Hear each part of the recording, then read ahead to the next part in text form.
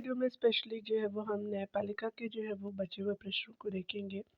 All already जो है मैंने फर्स्ट पार्ट को प्रोवाइड कर दिया है, ये आपका जो है वो पार्ट सेकंड होगा। चलिए स्टार्ट करते हैं डियर। इस सेक्शन में 54 नंबर प्रश्नों से देखेंगे हम उच्चतम न्यायालय के न्यायाधीश के रूप में जो है किसे नियुक्त किया जा सकता है। तो आपका सी बिल्कुल करेक्ट ऑप्शन हो जाएगा। अकॉर्डिंग टू ऑप्शन जो भारत के राष्ट्रपति की राय में जो पारंगत विधिवेता को, तो दैट इज सी ऑप्शन बिल्कुल करेक्टली मैच हो जाएगा। यहाँ पे आप देख सकते हैं कि सर्वोच्च न्यायालय के जो है न्यायाधीशों की सेवानिवृत्त की उम्र क्या है, तो 65 वर्ष है, तो दैट इज सी ऑप्शन बिल्कुल करेक्टली मैच हो जाएगा। अगला हम देख सकते हैं यहाँ पे बताया जा रहा है कि विश्वविद्यालय का एक जो है वो आचार्य जो एक प्रख्यात विधि शास्त्री है को न्यायाधीश से नियुक्त किए जाने की अर्हता आपका प्राप्त है, तो ये स्पष्टली उच्च न्यायालय में सही नहीं है। उच्च न्यायालय एवं जो है उच्चतम न्यायालय दोनों में, तो ये भी सही नहीं है। और अगला है कि यहाँ पे ना तो उच्चतम न्यायालय और ना ही आपका उच्च न्यायालय, तो ये भी सही नहीं है। उच्चतम न्यायालय हो जाएगा, तो ये स्पेशली डी राइट हो जाएगा। यहाँ देख सकते हैं स्पेशली बताया जा रहा है कि हम बात करें, तो यहाँ पे हम बात करें सर्वोच्च न्यायालय के न्यायाधीश अपना त्याग पत्र जो है वो त्याग सकता है पत्र लिख करके राष्ट्रपति को, तो that is B option correctly match हो जाएगा। अगला बताया जा रहा है कि उच्चतम न्यायालय के न्यायाधीशों का वेतन निर्धारित किया जाता है, संसद द्वारा किया जाता है, सी राइट हो जाएगा। यहाँ देख सकते हैं कि उच्चतम न्यायालय के न्यायाधीशों को ऐसे वेतनों का संदाय आपका किया जाएगा उस संसद जो संसद विधि द्वारा विनिश्चित करे, और जब आपका तक ऐसा विनिश्चय आपका नहीं किया जाता तब तक जो है वो दूसरी सूची में निर्दिष्ट वेतन दिए जाएंगे। तो यहाँ पे जो है वो आपका आर्टिकल 125 के तहत दिए जाते हैं, याद रखिएगा, दिए मतलब वेतन की बात कही गई है। अगले प्रश्न में देख सकते हैं भारत के उच्चतम न्यायालय के मुख्य न्यायाधीश न्यायमूर्ति का सही आपका क्रम है, तो ये स्पेशली एच.एल. दत्तू हो जाएंगे और टी.एस. आपका ठाकुर हो जाएंगे और जगदीश सिंह आपका जो है खेयर हो जाएंगे, तो सीक्वेंस वाइज डी बिल्कुल करेक्टली मैच हो जाएगा। देख सकते हैं यहाँ पे बताया जा रहा है कि स्पेशली जो है वो आपका भारत के उच्चतम न्यायालय के मुख्य न्यायाधीशों का सही क्रम, तो एच.एल. दत्ती जो है वो आपका 2014 से 15 का रहा है, 15 से 17 में जो है वो टी.एस. ठाकुर, जगदीश सिंह खेर 17 से 17 तक रहे आपका जो है वो 4 जनवरी से लेकर के 27 8 तक अगस्त तक। दीपक मिश्रा जी जो है वो 2017 से 2018 तक रहे हैं। रंजन गोगोई जी को देख सकते हैं, उदित जो है वो आपका यू ललित जिनको बोलते हैं, डी वाई चंद्रचूड जी देख सकते हैं। अभी जो है सूर्यकांत जो है वो आपका 54 या 53 नंबर के है, देख लीजिएगा। तो आपका जो है वो न्यायमित वी आर गवाई, तो ये 54 नंबर के ही है सूर्यकांत जी। एक बार आप जरूर जो है अपडेट हो लीजिएगा। यहाँ पे नोट में कुछ दिया हुआ है कि सबसे कम जो है वो अवधि में भारत के मुख्य न्यायाधीश आपका कमल नारायण सिंह आपका रहे थे 17 दिन के लिए, स्पेशली रहे थे। नाम क्या है? कमल नारायण सिंह रहे थे। यहाँ पे बताया जा रहा है कि सेवानिवृत्त होने के पश्चात सर्वोच्च न्यायालय के न्यायाधीश वकालत कर सकते हैं, किसी भी आपका न्यायालय में नहीं, तो डी आपका जो है वो सही हो जाएगा। यहाँ देख सकते हैं भारतीय संविधान के अनुच्छेद 124 के सब क्लॉज 7 के अंतर्गत यह स्पष्ट किया गया है कि सर्वोच्च न्यायालय के न्यायाधीश सेवानिवृत्ति के बाद किसी भी न्यायालय में या आपका किसी प्राधिकारी के समक्ष अभिवचन या कार्य नहीं कर सकते हैं। आर्टिकल जो है वो 220 के अनुसार उच्च न्यायालय के न्यायाधीश से सेवानिवृत्ति के बाद उच्चतम न्यायालय एवं जो है वो अपनी पूर्व नियुक्ति से इतर उच्च न्यायालयों में वकालत कर सकते हैं। अगला है यहाँ पे कि मैं भारत के संविधान के प्रति सच्चा जो है वो विश्वास और सच्ची निष्ठा रखूंगा, भारत की संप्रभुता और जो है वो अखंडता को बनाए रखूंगा, अपने पद कर्तव्य का निर्वहन करूंगा, संविधान और कानूनों की रक्षा करूंगा। यह शपथ ली जाती है, तो ये स्पेशली जो है वो भारत के मुख्य न्यायाधीश द्वारा, तो ये स्पेशली बी राइट हो जाएगा। यहाँ देख सकते हैं कि संविधान की जो है वो आपका तीसरी अनुसूची यानी शपथ या प्रतिज्ञान के प्रारूप से संबंधित है। तीसरी अनुसूची का प्रारूप जो है वो 4 आपका उच्चतम न्यायालय के न्यायाधीशों द्वारा आपका ली जाने वाली शपथ या किए जाने वाले प्रतिज्ञान से संबंधित है, यानी मुख्य न्यायाधीश सहित की बात की जा रही है। भारतीय संविधान के आपका अनुच्छेद 124 के सब क्लॉज आपका 6 के अनुसार उच्चतम न्यायालय का जो है वो न्यायाधीश से नियुक्त होने वाला प्रत्येक जो है वो व्यक्ति राष्ट्रपति के समक्ष या उसके आपका द्वारा इसे जो है वो निर्मित नियुक्त व्यक्ति के समक्ष जो है वो शपथ या प्रतिज्ञान लेता है। अगले प्रश्न में बताया जा रहा है कि भारतीय जो है वो संविधान तदर्थ जो न्यायाधीशों की नियुक्ति का व्यवस्था करता है तो सर्वोच्च न्यायालय में, तो दैट इज़ ये ऑप्शन करेक्टली मैच हो जाएगा। देख सकते हैं अनुच्छेद जो 127 के अंतर्गत या तहत बात करें, सर्वोच्च न्यायालय में न्यायाधीशों की गणपूर्ति न होने पर जो है वो तदर्थ यानी एड हॉक आधार पर जो है न्यायाधीशों की नियुक्ति की जाती है। सर्वोच्च न्यायालय का मुख्य न्यायाधीश इस आशय से उस जो है वो न्यायाधीश से निम्नलिखित अनुरोध कर सकता है, परंतु इसके लिए जो है वो निम्नलिखित 2 शर्तें पूरी होनी चाहिए।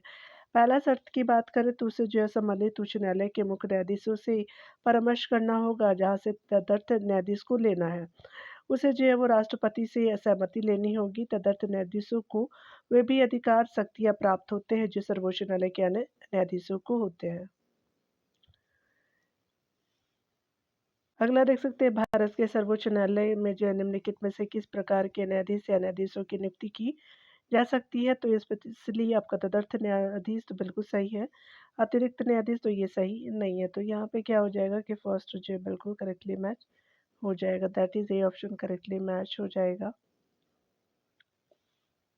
यहाँ देख सकते हैं संविधान के किस जो अनुच्छेद के अंतर्गत सर्वोच्च न्यायालय के तदर्थ न्यायाधीशों की नियुक्ति की व्यवस्था की गई, और संविधान के किस जो अनुच्छेद के अंतर्गत सर्वोच्च न्यायालय के तदर्थ न्यायाधीशों की नियुक्ति की व्यवस्था की गई है। तो ये आपका जो है वो 127 के अंतर्गत किया गया है, तो डी राइट हो जाएगा। देख सकते हैं अगले प्रश्न में बताया जा रहा है कि अगर हम बात करें भारतीय न्यायपालिका के संदर्भ में निम्नलिखित कथनों पर विचार कीजिए। तो पहला कथन है कि भारत के जो राष्ट्रपति की पूर्वानुमति से भारत के मुख्य न्यायाधीश यानी जो मुख्य न्यायमूर्ति द्वारा उच्चतम न्यायालय से सेवानिवृत्त किसी न्यायाधीश को उच्चतम न्यायालय के न्यायाधीशों के पद पर बैठने और कार्य करने हेतु बुलाया जा सकता है। तो पहला आपका बिल्कुल राइट ऑप्शन हो जाएगा। दूसरा है कि भारत में जो है वो किसी भी उच्च न्यायालय को अपने निर्णय के पुनर्लोकन की शक्ति प्राप्त है जैसा कि उच्चतम न्यायालय के पास है, तो ये सही नहीं है। यहाँ पे देख सकते हैं कि फर्स्ट जो है वो कथन बिल्कुल राइट हो जाएगा, करेक्टली मैच फर्स्ट आपका हो जाएगा। देख सकते हैं भारतीय संविधान के जो अनुच्छेद 128 के अधीन किसी भी समय राष्ट्रपति की पूर्व सहमति से किसी व्यक्ति को जो उच्चतम न्यायालय या फेडरल जो न्यायालय में न्यायाधीश का पद धारण कर चुका हो अथवा जो किसी उच्च न्यायालय में न्यायाधीश का पद धारण कर चुका हो एवं जो उच्चतम न्यायालय का न्यायाधीश नियुक्त होने के लिए समयक रूप से आहरित हो, उच्चतम न्यायालय के मुख्य न्यायाधीश द्वारा आपका उच्चतम न्यायालय के यहाँ जो है वो स्पेशली मुख्य न्यायाधीश के द्वारा उच्चतम न्यायालय के न्यायाधीशों के पद पर बैठने और कार्य करने के लिए बुलाया जा सकता है। यहाँ देख सकते हैं कि उच्च न्यायालय को जो है वो अपने निर्णय के पुनर्लोकन की शक्ति नहीं प्राप्त है। अगला देख सकते हैं न्यायालय उच्चतम न्यायालय की निम्नलिखित शक्तियों में से कौन सी जो है उच्च न्यायालय को भी प्राप्त है प्रदान की गई है, तो आपका अभिलेख है न्यायालय की शक्ति दी गई है, तो सी सही हो जाएगा। यहाँ डिटेल से देख सकते हैं कि अभिलेख न्यायालय से प्राप्त है कि सर्वोच्च न्यायालय उच्च न्यायालयों के सभी निर्णयों का जो है साक्षात्मक आपका मूल्य होता है। इस पर किसी भी जो है न्यायालय में प्रश्न चिन्ह नहीं लगाया जा सकता। संविधान में अनुच्छेद 129 के अनुसार उच्चतम न्यायालय को अथवा जो है वो अनुच्छेद 215 में उच्च न्यायालय को अभिलेख न्यायालय की शक्ति प्रदान की गई है और उसको अपने जो है अवमानना के लिए जो है दंड देने की होगी, यानी दंड देने की शक्ति होगी, यानी स्पेशली पावर दिए जाएँगे और शेष विकल्पों में दी गई जो है वो शक्तियाँ केवल उच्चतम न्यायालय को प्रदान की गई है। अगला बताया जा रहा है कि भारत में भारत के जो है नीचे दिए गए आपका जो है वो न्यायालयों में से किसे या किन्हें अभिलेख न्यायालय माना जाता है, तो आपका जो उच्च न्यायालय एवं उच्चतम न्यायालय को दैट इज़ सी सही हो जाएगा। चलिए अगला देखते हैं। अगला यहाँ पे बताया जा रहा है कि भारत का सर्वोच्च न्यायालय एक अभिलेख न्यायालय है। इसका आशय है कि इसके सभी जो है निर्णयों का साक्षात्मक मूल्य होता है और इस पर जो है किसी भी न्यायालय में प्रश्न चिन्ह आपका नहीं लगाया जा सकता। That is B option correctly match हो जाएगा।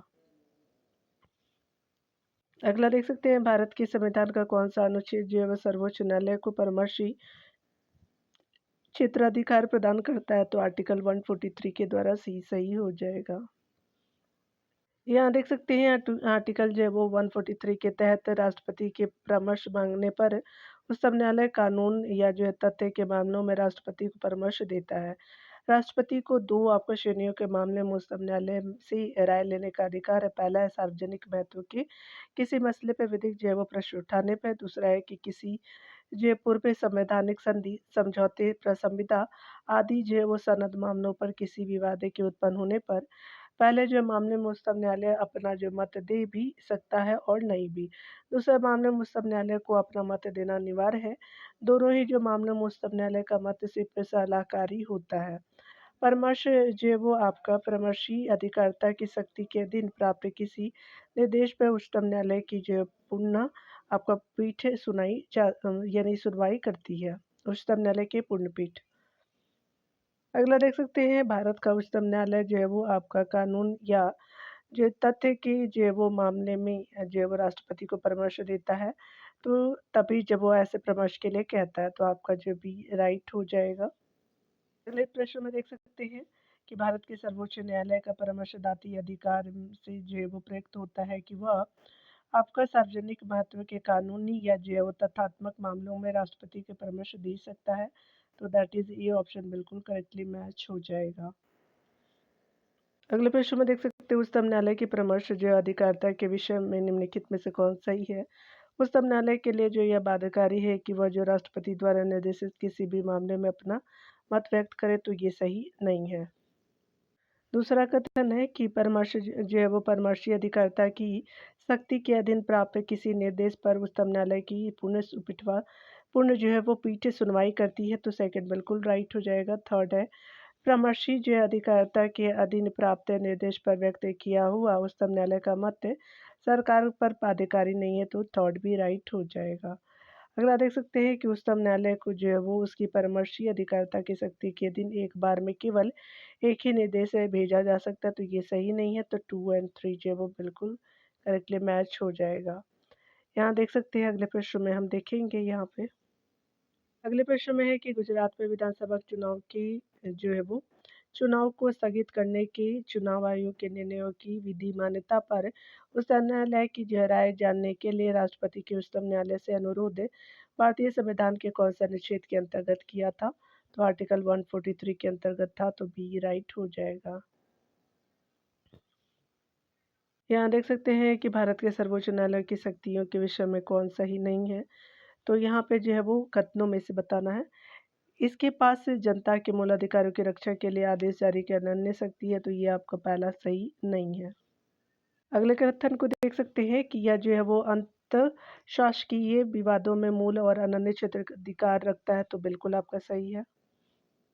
अगला है कि यह जो है भारत के राष्ट्रपति द्वारा कानून के प्रश्न या किसी जो है तथ्य को निर्दिष्ट किए जाने पर सलाहकारी अधिकारिता रखता है, बिल्कुल राइट है। फोर्थ है इसके द्वारा जो अपने ही निर्णय या आदेश पर पुनर्विचार करने की शक्ति है, तो बाकी सभी कथन सही है लेकिन ये सही नहीं है। डिटेल आप देख सकते हैं डी सर्वोच्च न्यायालय के पास जनता के मूल अधिकारों की रक्षा करने के अनुच्छेद 32 के तहत आदेश जारी करने की शक्ति अनन्य नहीं है। इस तरह की शक्ति जो है वो अनुच्छेद 226 के तहत आपका उच्चतम न्यायालय को भी प्राप्त है। यहाँ देख सकते हैं अनुच्छेद 131 के तहत सर्वोच्च न्यायालय अंतरशासकीय विवादों में क्षेत्राधिकार रखता है। संविधान का आर्टिकल जो है वो 123 से सर्वोच्च न्यायालय की परामर्श जो है वो आपका परामर्शी अधिकारिता प्रदान करता है। सार्वजनिक महत्व की विधि या जो तथ्य के किसी ऐसे प्रश्न पर उच्चतम न्यायालय की राय राष्ट्रपति मांग सकता है, जिसके बारे में उसका जो विचार है जिसके बारे में उसका विचार है कि ऐसे राय आपका प्राप्त करना समीचीन है। सर्वोच्च न्यायालय के न्यायिक जो पुनर्वलोकन की शक्ति के तहत सर्वोच्च न्यायालय विधायी जो है कार्य की वैधता या अवैधता के तहत अपना जो है अंतिम निर्णय सुना सकता है, जहाँ तक उसके पास अपने ही जो निर्णय या आदेश आदेश पर पुनर्विचार करने की शक्ति है। आर्टिकल जो है वो 137 के अंतर्गत हो जाएगा। अगला देख सकते हैं यहाँ की निम्नलिखित में से कौन से एक जो विषयक जो है वो आपका सर्वोच्च न्यायालय उच्च न्यायालय दोनों के अधिकार क्षेत्र में आता है, तो ये स्पेशली आपका मूल अधिकार का संरक्षण हो जाएगा, तो दैट इज सी सही हो जाएगा। अगले प्रश्न में देखेंगे भारत के संविधान के संदर्भ में निम्नलिखित तथ्यों पर विचार कीजिए। तो पहला है किसी भी केंद्रीय विधि को संवैधानिक रूप से अवैध घोषित करने की किसी भी उच्च न्यायालय की अधिकारता नहीं होगी, तो ये सही आपका नहीं है। अगला देख सकते हैं अगले प्रश्न में है कि भारत के संविधान के किसी भी संशोधन द्वारा भारत के उच्चतम न्यायालय द्वारा प्रश्न नहीं उठाया जा सकता, तो यहाँ पे क्या हो जाएगा कि सही कथन बताना है। तो यहाँ पे डी जो है वो सही कथन नहीं है, कोई भी जो है वो आपका सही कथन नहीं है। नाइदर वन नॉट टू जो है वो करेक्टली मैच हो जाएगा, यानी जो कोई भी सही है ही नहीं। देख सकते हैं डिटेल से। तो भारत के संविधान के अनुच्छेद 226 के अनुसार उच्च न्यायालय मूल अधिकारों का अतिक्रमण करने वाले किसी भी केंद्रीय अथवा जो है वो द्वारा जो है निर्मित विधि को असंवैधानिक रूप से अवैध घोषित कर सकती है। भारत के सर्वोच्च न्यायालय ने केशवानंद बाद में यह स्पष्ट है कि आधारभूत ढांचे को प्रभावित करने वाले किसी भी संशोधन पर प्रश्न उठाया जा सकता है। इसीलिए ना तो फर्स्ट और ना ही आपका सेकंड राइट हो जाएगा। अगले प्रश्नों में देखेंगे कि निम्नलिखित कथनों पर विचार कर बताइए कि इनमें से जो है कौन आपका सही है। तो यहाँ पे जो है वो यह मूल और यह अपीलीय और परामर्श संबंधी जो क्षेत्राधिकार रखता है, तो स्पेशली डी बिल्कुल राइट हो जाएगा। यहाँ डिटेल से आप देख सकते हैं कि उच्चतम न्यायालय यानी जो आर्टिकल अनुच्छेद जो है वो 131 के अनुसार उच्चतम न्यायालय को आरंभिक अधिकारिता प्रदत्त करता है।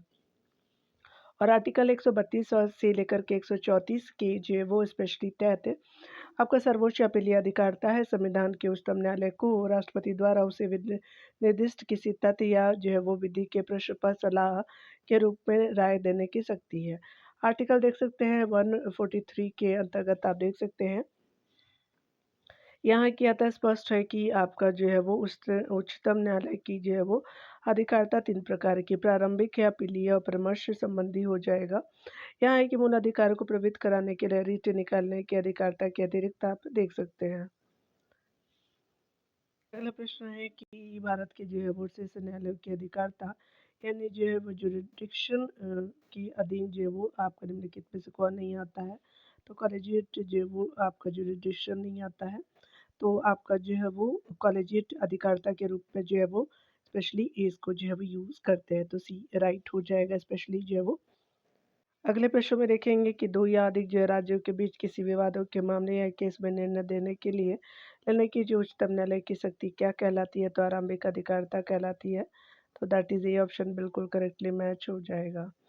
यहाँ देख सकते हैं आर्टिकल आपको 131 के अनुसार जो है वो उच्चतम न्यायालय का भारत का उच्चतम न्यायालय अपने आरंभिक जो है अधिकारिता के अंतर्गत भारत के संघीय ढांचे के विभिन्न इकाइयों के बीच किसी विवाद पर संघीय आपका न्यायालय की तरह निर्णय देता है। ये आपका विवाद निम्न है।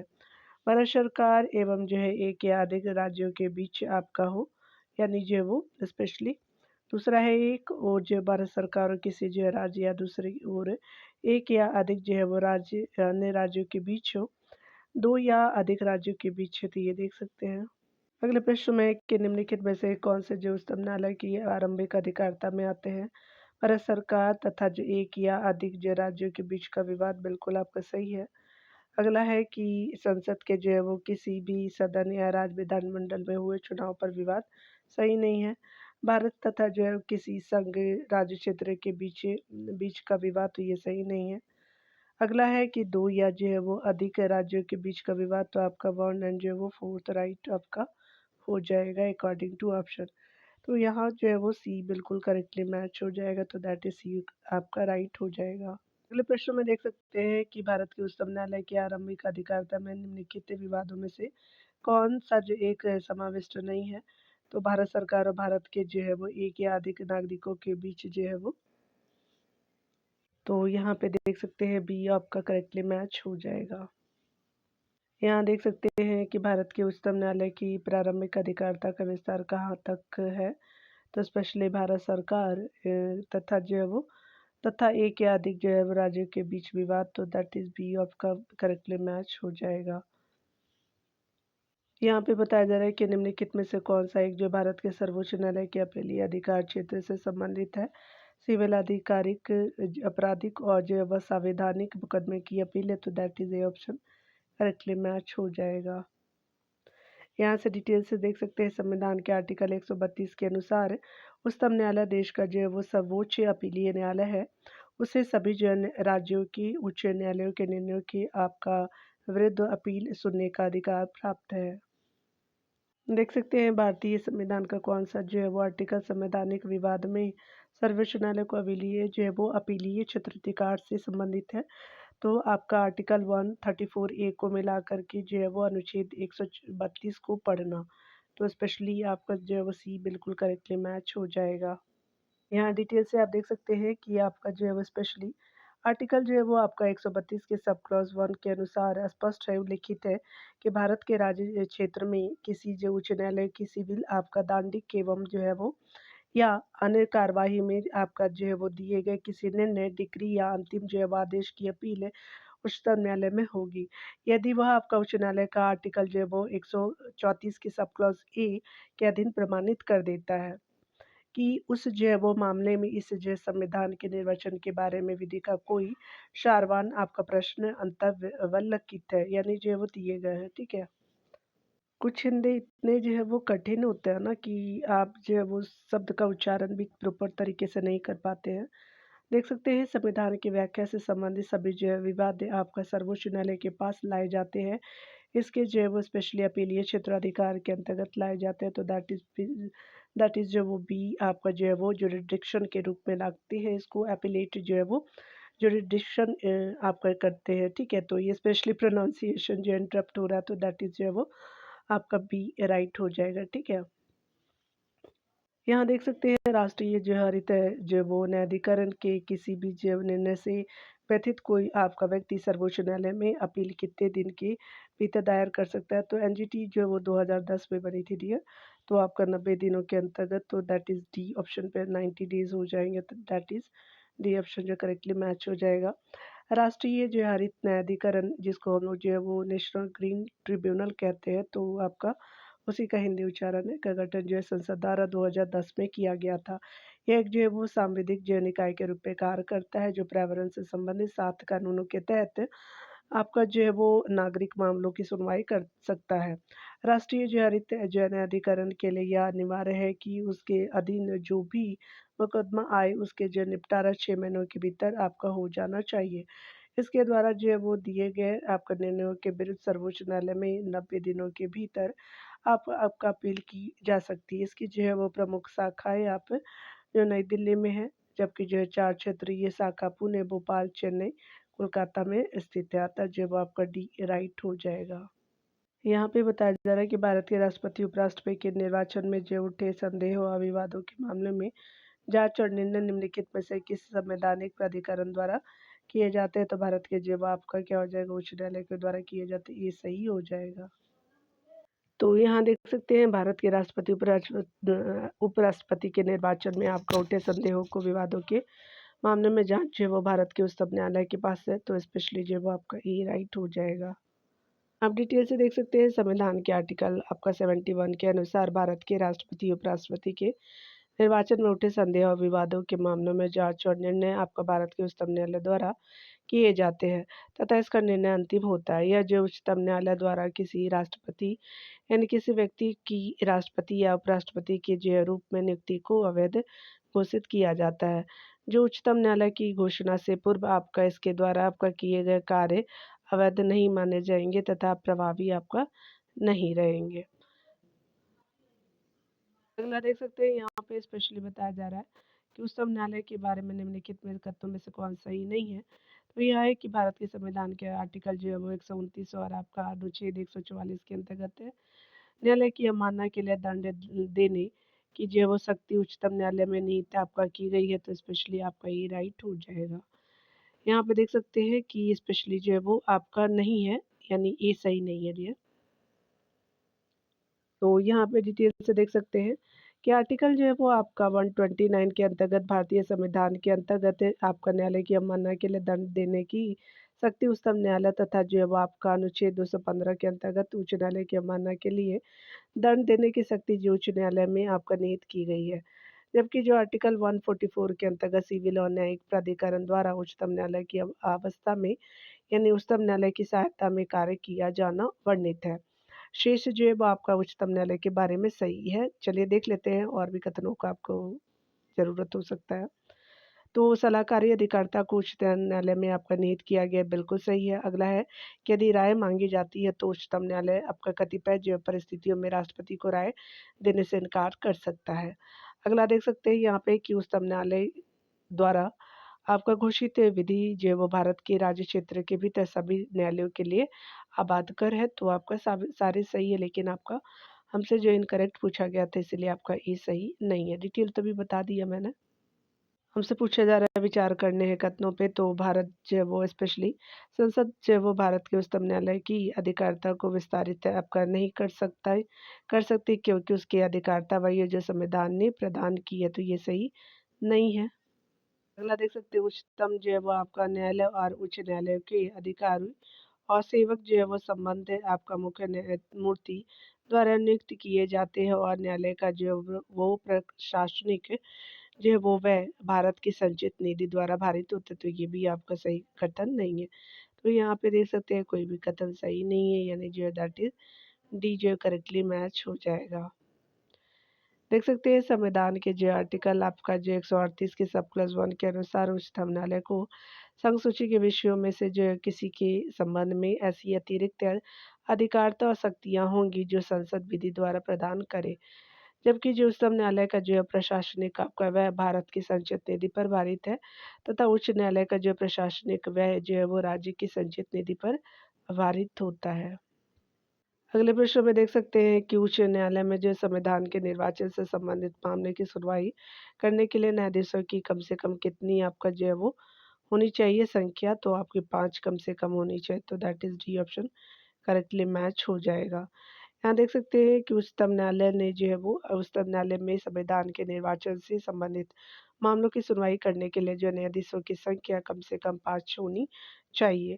संविधान के आर्टिकल जो है वो आपको 145 के सब क्लॉज 3 में इस संबंध में बंद किए गए हैं। यहाँ पे देख सकते हैं कि देश के जो है वो किसी भी न्यायालय में चल रहे वाद को अन्यत्र भेज सकने का अधिकार किसके पास है, तो सर्वोच्च न्यायालय के पास है, तो दैट इज बी बिल्कुल करेक्टली मैच हो जाएगा। सर्वोच्च न्यायालय को आपका देश के किसी जो न्यायालय में चल रहे वादों को अन्यत्र भेज सकने का अधिकार प्राप्त है, या जो उच्च न्यायालय में जो है वो लंबित पड़े मुकदमे को अपने पास भी जो मंगवा सकता है और उनका निपटारा करता है। 92 नंबर प्रश्न में देखेंगे, यहाँ पे बताना है कि आपका उच्चतम न्यायालय के किस मामले के निर्णय के कारण संविधान के जो है वो आर्टिकल 21 के कार्यक्षेत्र का विस्तार आपका शिक्षा के अधिकार को इसमें शामिल किया गया। विस्तार कर आपका, तो ये आपका उन्नीकृष्णन बनाम आंध्र प्रदेश हो जाएगा, दैट इज ये ऑप्शन करेक्टली मैच हो जाएगा। देख सकते हैं आर्टिकल यहाँ पे आर्टिकल 21 के बारे में है कि उन्नीकृष्ण बनाम आंध्र प्रदेश के बाद में आपका उच्चतम न्यायालय ने संविधान के आर्टिकल जो है वो 21 के कार्यक्षेत्र का विस्तार कर शिक्षा के अधिकार को इसमें शामिल किया। 86 नंबर के जो है वो संविधान संशोधन जो 2002 में किए गए, संविधान में आपका अनुच्छेद आपका 21 का जो है वो 21 का स्थापित किया गया। इसके अनुसार राज्य जो है वो आपका 6 से 14 वर्ष तक की उम्र के बच्चों को निःशुल्क एवं अनिवार्य शिक्षा उपलब्ध कराएगा। अगले प्रश्न में देख सकते हैं कि कोई भी जो न्यायालय संविधान संशोधन कानून भारतीय सर्वोच्च न्यायालय द्वारा असंवैधानिक आपका घोषित किया जा सकता है, यदि वह यदि वह जो है वो आपका विधि के समक्ष समानता के अधिकार को भाग 3 से हटा करके संविधान में अन्यत्र कहीं रखता है, तो दैट इज बी आपका करेक्टली मैच हो जाएगा, तो यहाँ पे बी राइट हो जाएगा। यहाँ पे देख सकते हैं कि आपका अनुच्छेद जो है वो 14 विधि के समक्ष जो है समानता का अधिकार भाग 3 में वर्णित मौलिक अधिकार है, जिसे भाग 3 से हटा देने से वह यह जो है वो मौलिक अधिकार नहीं रह जाएगा, और एक जो है वह वैधानिक अधिकार मात्र रह जाएगा, ठीक है। इसलिए जो है वो आपका सर्वोच्च न्यायालय असंवैधानिक और शून्य घोषित कर सकता है इसे। यहाँ देख सकते हैं अनुच्छेद जो है वो आपका 13 के सब क्लास 2 के अनुसार है, राज्य जो है वो किसी ऐसे कोई विधि नहीं बना सकता जो इस भाग में दिए गए अधिकार को छीनती हो या जो है न्यूनतम करती हो, और यदि ऐसी कोई जो विधि बनाती है तो वह शून्य होगी। अगले प्रश्न में देख सकते हैं उच्चतम न्यायालय जो है मामलों की सुनवाई नई दिल्ली में कर सकता है, तो दैट इज जो है वो स्पेशली आपका हो जाएगा राष्ट्रपति के अनुमोदन से, तो specially on the recommendation of the राष्ट्रपति हो जाएगा, तो दैट इज ए ऑप्शन जो करेक्टली मैच हो जाएगा। यहाँ देख सकते हैं कि संविधान के आर्टिकल जो 130 के अनुसार आपका उच्चतम न्यायालय वो आपका दिल्ली में तथा अथवा जो है ऐसे अन्य जो स्थानों या जो है वो स्थानों पर होगा जिन्हें जो भारत का आपका मुख्य न्यायाधीश राष्ट्रपति के अनुमोदन से आपका समय समय पर नियत करे। यहाँ पे बताया जा रहा है कि भारत के संविधान के संदर्भ में सामान्य विधियों में अंतर्विष्ट प्रतिषेध अथवा जो निवर्तन अथवा जो उपबंध आर्टिकल जो 142 के अधीन संवैधानिक आपका शक्तियों पर प्रतिषेध तथा अथवा निवर्तन की जो है वो तरह कार्य नहीं कर सकते। इस निम्नलिखित में से आपका कौन-सा एक इसका अर्थ हो सकता है? तो ये स्पेशली आपका बी राइट हो जाएगा। यानी भारत का जैव स्तंभनालय अपनी जैव शक्तियों के प्रयोग में संसद द्वारा आपका जो निर्मित विधियों से बाधित नहीं होगा। तो दैट इज़ बी आपका करेक्टली ऑप्शन राइट हो जाएगा। यहाँ पे देख सकते हैं भारत के जो है संविधान के अनुच्छेद आपका 142 के अंतर्गत है, उच्चतम न्यायालय अपनी अधिकारिता का प्रयोग करते हुए ऐसे जैव आदेश पारित कर सकेगा जो इसके जज समक्ष आपका लंबित वादी या विषय में पूर्ण जैव न्याय करने के लिए आवश्यक हो और इस प्रकार पारित डिक्री या आपका किया गया आदेश भारत के राज्य क्षेत्र में सर्वत्र ऐसी रीति से जो आपका संसद द्वारा बनाई गई किसी विधि या उसके अधीन विहित की जाए और जब तक इस जैव निर्मित इस प्रकार बंद नहीं किया जाता है तब तक ऐसी रीति से जो आपका राष्ट्रपति द्वारा विहित करे प्रवर्तनीय होगा। यहाँ देख सकते हैं कि उच्चतम न्यायालय द्वारा विशाखा के बाद में जो आपका मार्गदर्शन दिया गया वह किससे संबंधित था? तो कार्यस्थल पे जो है वो आपका स्पेशली यौन उत्पीड़न से था। तो आपका sexual harassment at the work place जो है वो बिल्कुल आपका करेक्टली मैच ऑप्शन हो जाएगा। डिटेल से आप इस सेक्शन को देख सकते हैं। उच्चतम न्यायालय द्वारा विशाखा के बाद में जो निर्णय दिया कि इसका जो है वो संबंध कार्यस्थल पे आपका यौन उत्पीड़न से है। उच्चतम न्यायालय ने अगस्त 1997 के इस फैसले के कार्यस्थल पर उत्पीड़न यौन उत्पीड़न की जो है वो बुनियादी परिभाषा दी। यहाँ पे जो दिल्ली में हुए निर्भया कांड के गठित जे.एस. वर्मा समिति ने यौन शोषण के विरुद्ध अब तक का जो है सबसे कठोर कानून बनाने की सिफारिश की। आगे देख सकते हैं डियर। यहाँ देख सकते हैं राष्ट्रीय विधिक जो है वो सेवा प्राधिकरण ने निनालसा जो है वो विधिक सेवा प्राधिकरण अधिनियम 1987 के अधीन जो है गठित किया गया है।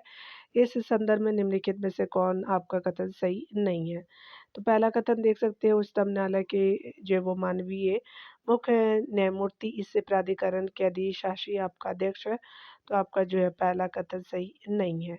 अगला देख सकते हैं यहाँ पे इसका जो है वो उद्देश्य समाज के कमजोर वर्गों को समान अवसरों के आधार पर जो है वो आपको निःशुल्क एवं जो है वो सक्षम विधिक सेवाएं प्रदान करना है। अगला देख सकते हैं कि पूरे देश में जो वो विधिक कार्यक्रमों एवं जो योजनाओं को कार्यान्वित करने के लिए यह जो है राज्य विधिक सेवा प्राधिकरणों को दिशा निर्देश जारी करता है।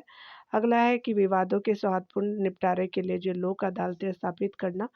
तो बाकी सभी कथन सही है, ये जो वो आपका सही नहीं है अकॉर्डिंग टू नालसा। ठीक है, देख सकते हैं यहाँ पे डिटेल में कि भारत में राष्ट्रीय विधिक सेवा प्राधिकरण नालसा जिसको कहते हैं का गठन विधिक सेवा प्राधिकरण अधिनियम 1987 के अंतर्गत किया गया। यह जो है देश भर में कानूनी सहायता कार्यक्रम और योजनाएं लागू करने के लिए राज्य जो है कानूनी सेवा प्राधिकरण पर दिशा निर्देश जारी करता है। इसका जो उद्देश्य समाज के जो है वो आपका कमजोर वर्गों को समान अवसरों के आधार पर निःशुल्क एवं जो सक्षम विधिक सेवा प्रदान करना है तथा विवादों को सौहार्दपूर्ण निपटारे के लिए लोक अदालतें स्थापित करना है। भारत के मुख्य न्यायमूर्ति के परामर्श से राष्ट्रपति द्वारा नाम निर्दिष्ट उच्चतम न्यायालय का एक जो है वो सेवानिवृत्त न्यायाधीश इसका कार्यपालक अध्यक्ष होता है।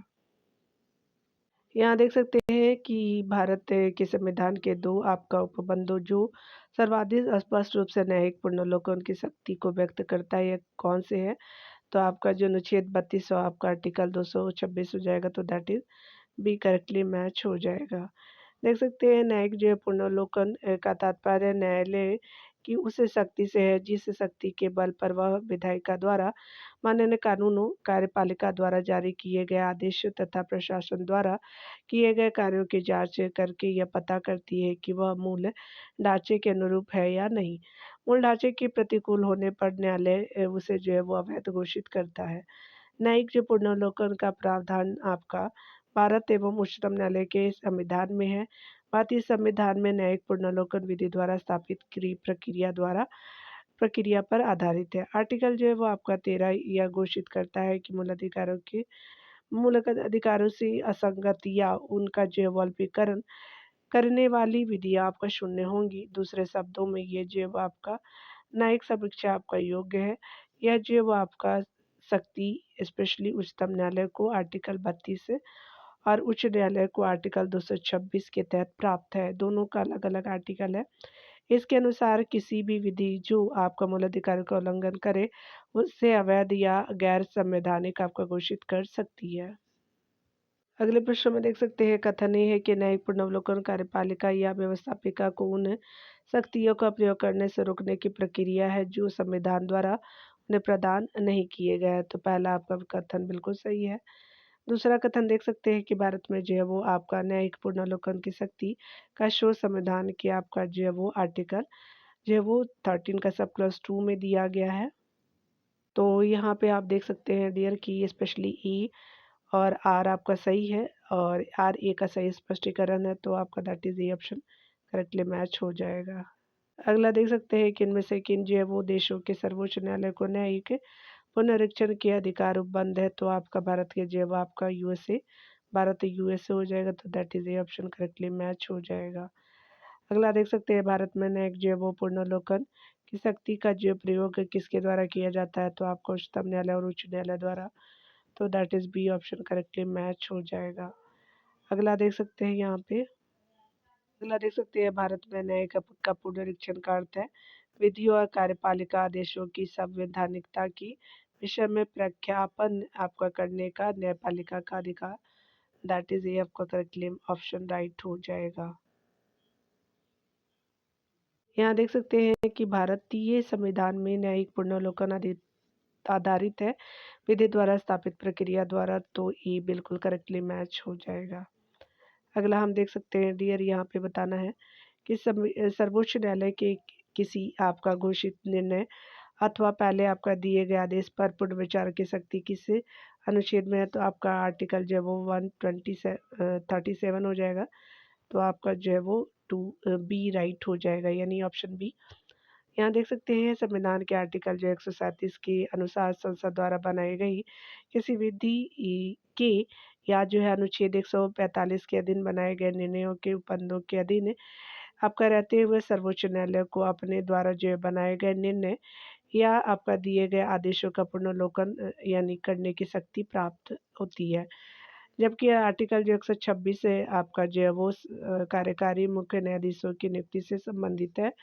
अनुच्छेद 138 के अनुसार आपका देख सकते हैं उच्चतम न्यायालय की जो है वो अधिकारिता की वृद्धि से संबंधित है। आर्टिकल आपका जो है वो 139 कुछ रीट निकालने की शक्ति का जो उच्चतम न्यायालय को प्रदत्त किया गया है।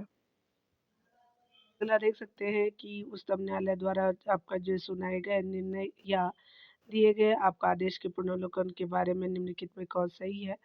तो यहाँ पे आपका हो जाएगा कि उच्चतम न्यायालय को अपने द्वारा जो है वो सुनाए गए निर्णय या दिए गए आदेश का पुनर्वलोकन करने की शक्ति प्राप्त हो, तो दैट इज बी आपका करेक्टली ऑप्शन राइट हो जाएगा। तो अकॉर्डिंग टू ऑप्शन जो है वो बी राइट हो जाएगा।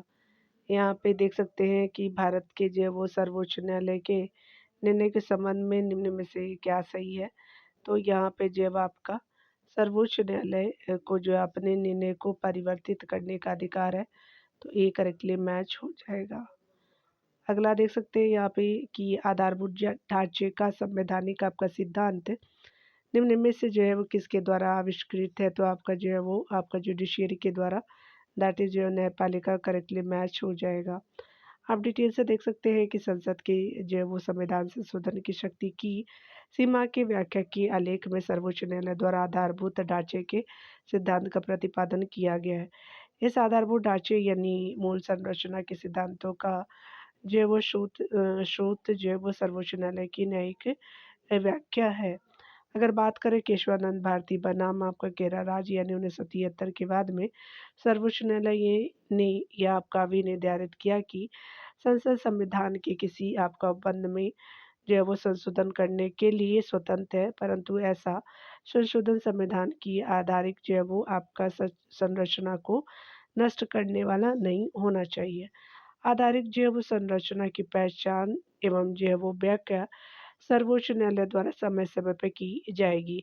कुछ आधारभूत जो है वो तत्वों की पहचान की जाएगी। संविधान की सर्वोच्चता, संविधान का जो धर्मनिरपेक्ष चरित्र, संविधान का संघीय स्वरूप हो जाएगा और न्यायिक जो है वो आपका समीक्षा हो जाएगा और व्यक्तिगत जो स्वतंत्रता एवं गरिमा कानून का शासन हो जाएगा। और संसदीय प्रणाली हो जाएगी, मौलिक अधिकार एवं नीति निर्देशक तत्वों के बीच विभाजन हो जाएगा, शासन का गणतंत्रात्मक एवं लोकतंत्रात्मक स्वरूप हो जाएगा, संविधान का पंथ निरपेक्ष स्वरूप हो जाएगा, न्यायालयों के अधीक्षण कीजिए उच्च न्यायालय की शक्ति आदि हो जाएगी। तो आज जो है 107 को प्रश्नों तक देखा हमने। इसके जो है वो आपके अभी जो है वो 88 प्रश्न और होंगे, यानी 80 प्रश्न और बचे हुए हैं। तो एक और पार्ट आ जाएगा डियर। मिलते हैं अगले वीडियो के साथ। खुद का ख्याल रखिए, पढ़ते रहिए। Take care dear.